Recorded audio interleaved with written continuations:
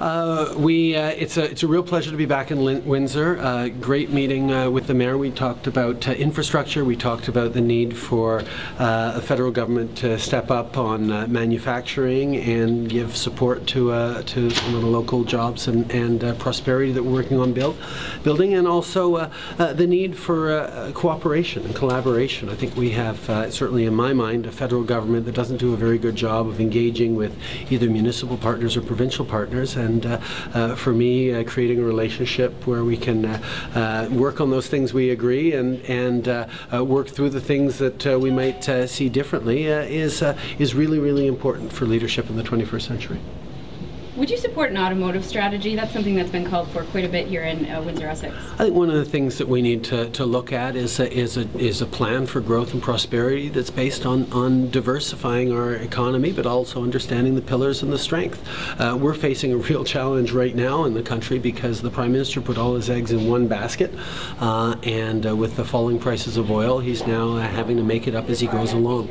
And as we look at what manufacturers and the auto industry are looking for, whether it's qualified workers or infrastructure support and a positive climate for making investments, the federal government absolutely has a role to play on that.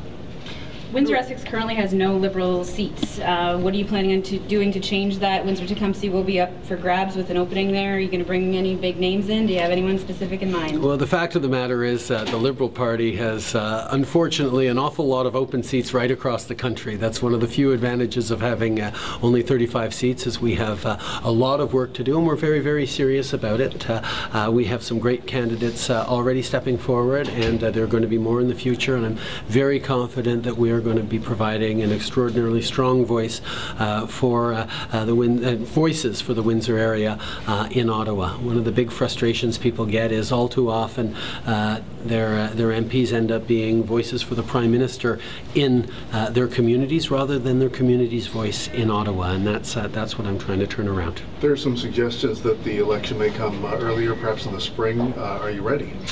We've always planned on being ready for the spring, but I'm actually going to choose to take the Prime Minister at his word that he won't want to break another promise and that he will stick with the fall election date. But if it does happen earlier, we'll be ready. You had talked in London about moving away from manufacturing into other types of industries. For an area like Windsor that's very heavily based in manufacturing, is that a different message or the same message? Actually, it's the same message. The importance is diversifying an economy and understanding that there are lots of different ways to build strengths, but you have to work around the pillars that we have. And that's what I'm consistent on. So you're not courting anyone specifically yet?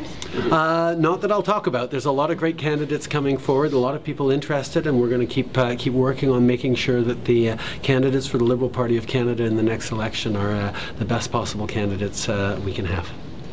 Did Mr. Dilkens convince you to be a Tigers fan? No, but I did convince him almost to become a Windsor Express fan tonight. Yes, I heard there's a big game tonight that I might be dropping by. The mayor invited me to that.